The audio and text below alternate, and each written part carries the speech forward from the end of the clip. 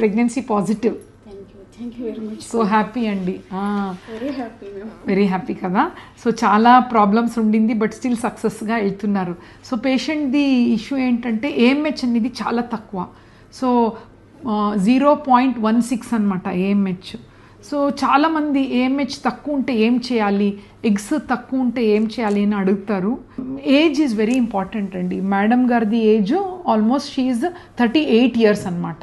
So usually age అవుతూ ఉంటే AMH అని తగ్గుతూ ఉంటుంది, ఎగ్స్ కూడా తక్కువ అవుతూ ఉంటుంది. సో నేను జనరల్గా అందరికీ చెప్తాను, ఇండియా సినారియోలో ఈ పొల్యూషన్ ఫుడ్ అంతా అడల్ట్రేషన్ కాబట్టి 30 years లోపల న్యాచురల్గా పిల్లలు అయిపోతే హ్యాపీ అండి.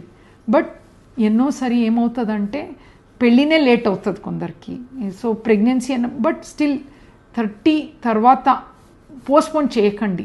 ఫస్ట్ ప్రెగ్నెన్సీ న్యాచురల్గా ఫినిష్ చేసి డాక్టర్ దగ్గర వెళ్ళొద్దు, మీరు న్యాచురల్గానే ట్రై చేసుకోవాలి.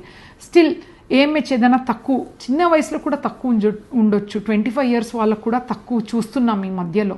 సో అప్పుడు స్కాన్ చేస్తాం. నార్మల్గా స్కాన్లో రెండో రోజు స్కాన్లో 4 eggs ఉండాలి, టోటల్ 8 eggs ఉండాలి.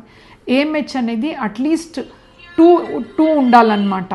సో ఇది తక్కువ ఉందంటే ప్రయారిటీస్ ఫర్ ప్రెగ్నెన్సీ అండి. అన్నెసెసరీ టైం వేస్ట్ చేయకూడదు. అండ్ ఎస్పెషలీ తనదే జీన్స్ కావాలంటే 2 or 3 eggs ఉన్నప్పుడు ఎక్కువ పోస్ట్పోన్ చేయకూడదండి. ఫస్ట్ చిన్న tablets method 3 months కాలేదంటే IUI 1 or 2 cycles కాలేదంటే IVFకి వెళ్ళిపోయి జెనెటిక్ మదర్ అవ్వటం ఇంపార్టెంట్. ఎందుకంటే ఎగ్సే లేదంటే పిల్లలు ఎలా పుడతారు, బియ్యమే లేదంటే అన్నం ఎలా ఉంటాం, అంతే కదా. So end of the day still నా ఈ 20 years ఎక్స్పీరియన్స్లో తక్కువ ఏఎంహెచ్ వాళ్ళు న్యాచురల్గా కూడా అయ్యారు. మీ ప్రయత్నం 8th to 18th day weekly twice కానీ ఆల్టర్నేట్ డేస్ న్యాచురల్గా ట్రై చేసుకుంటాం. మీ రెస్పాన్సిబిలిటీ. న్యాచురల్ కూడా కావచ్చు, you should not give hopes, but balance చేసుకోవాలి. కాలేదంటే ట్రీట్మెంట్తో అట్లీస్ట్ జెనెటిక్ మదర్ అయ్యే ఛాన్సెస్ హై ఉంటుంది. Thank you.